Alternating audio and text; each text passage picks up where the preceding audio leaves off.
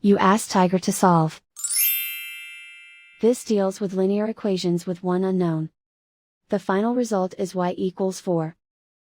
Let's solve it step by step. Simplify the expression. Simplify the arithmetic. Group like terms. Multiply the coefficients. Group all y terms on the left side of the equation. Subtract 8y from both sides. Group like terms. Simplify the arithmetic.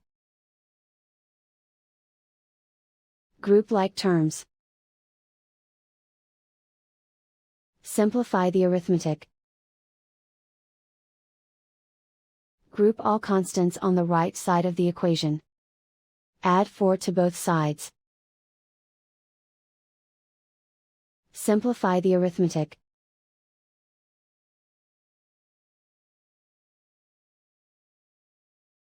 Isolate the y. Divide both sides by -15. Cancel out the negatives. Simplify the fraction. Cancel out the negatives. Find the greatest common factor of the numerator and denominator. Factor out and cancel the greatest common factor.